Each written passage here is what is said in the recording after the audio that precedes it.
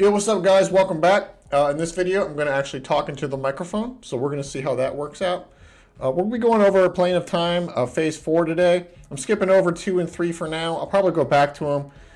Those phases are kind of pretty straightforward, just clear trash, right? So I want to move on to the bosses so you guys can get a refresher on how the bosses work in Phase 4.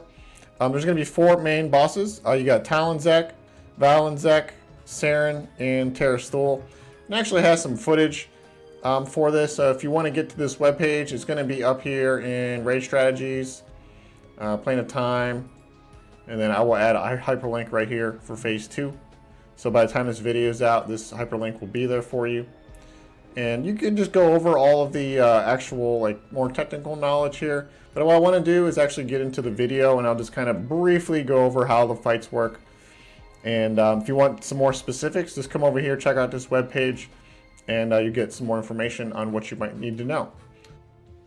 All right, first up, let's talk about Tallon Zek. He is right here on the left. Vallon Zek is over here on the right. You're going to want to kill Tallon first, so that way you have more room when you're doing the Vallon Zek event. You're going to need it because Vallon spawns some ads, and if you have Tallon up, Tallon's going to aggro as well. So kill Tallon first. And I kind of am running up here to show you how far away you have to be for Vallon to aggro you. Now this character I think is level 110, so my aggro base might be a little bit smaller. But one of the biggest reasons people wipe or have to reset Tallon is because people aggro Vallon. And it's a really simple thing to avoid, but it just happens all the time. And you'll see here, I get about right there and he aggroes me. So you don't have to be that close to him. He's got a fairly big aggro radius. And it might be even smaller if you're level 65. So what the right thing to do here is you'll see how close I am to the wall. This is where you want to engage. You want to take this tight turn. That way you don't aggro Vallon Zek. So you'll see I come around here. And this is going to be the tanking spot. And you'll just tank right here in the corner. Now let's go back just 1 second. And if you look over here, you kind of want your healers to be up against this wall, but you don't want them to be way back here, because if you're tanking him up in that corner I just showed you, his AEs can potentially hit you right here if he's facing you. You want your healers and stuff to be like close to the wall, but not out over the wall. So keep your healers like right here in this range. And let's go back. And you'll see here, you just aggro him right here. And you're going to want a CH chain for this guy. He hits really hard. Recommend using defensive discipline over evasive because of how much damage he puts out. You're also going to make sure you put keep purifies up on the tank, because he can proc a de-aggro debuff on your tank. He can proc a slow debuff on your tank. So it's going to be really hard for your tank to keep aggro on this, especially if they don't have really high aggro weapons.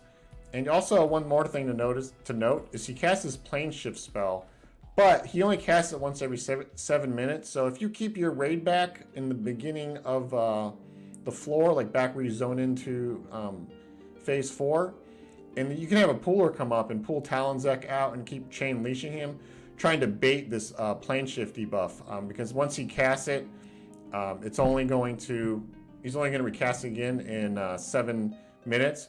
And you'll see here, it looks like the duration of it is 4 minutes, so it lasts a while.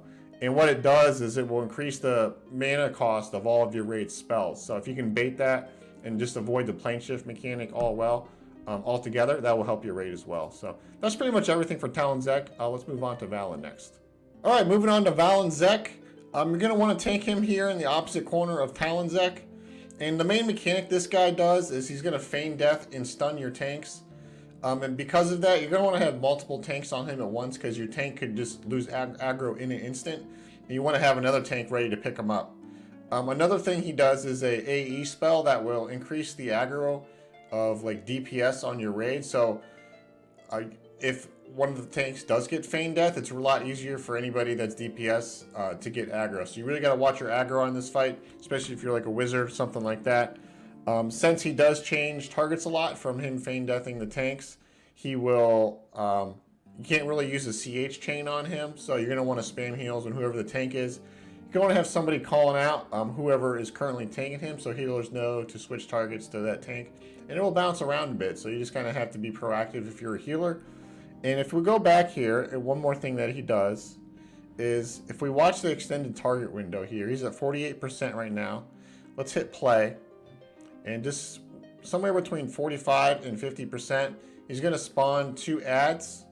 It's probably supposed to trigger at 50%, would be my guess. And those actually spawn on the opposite side of this room where Tallon was at, which is why you need to kill Tallon first, so you got room for those ads. You're going to want Paladins and Rangers to kite them around. They are rootable, so if you can get them rooted in place, that's great. And typically what most people do is they'll just CC those guys until you finish off the main boss, and then you can go back and kill the ads after the main boss is dead. And we'll fast forward here a little bit just so you can see the 2 ads. Here's the 2 ads here after we killed the boss. And you just kill them down. These guys are pretty easy. But yeah, that's basically the whole fight. Let's move on to the next boss. Alright, so we're about to engage Saryrn here. Her first mechanic is she's going to spawn 3 different waves of ads. She does it at around like 90 to 95% is the first wave. Another one at 50% and another one at around 10%. There's going to be 4 ads per wave. And here's the first wave right here. And generally, ones that spawn over here on the right side of the room, they're mezzable. And the ones that spawn on the left side of the room, you're going to have to like off-tank those most likely. They might be rootable, I honestly don't know. But we just have Shamans tanking them, but we're on Agnar and we're pretty geared. But you know, you could probably just throw some Knights on these and you'll be fine. You can kill them as they spawn, or you can just not kill them at all, or kill them at the end, and do whatever is best for your guild. But yeah, so ads are her first mechanic, and let's keep continuing through the video. And she also is going to spawn, I'm sorry, not spawn, she's going to debuff your main tank, and this debuff is going to slow your tank and also reduce your tank's aggro. So you're going to want to do a disease cure on your tank as soon as you see this debuff on him or her. And you can see the name of the debuff on the website.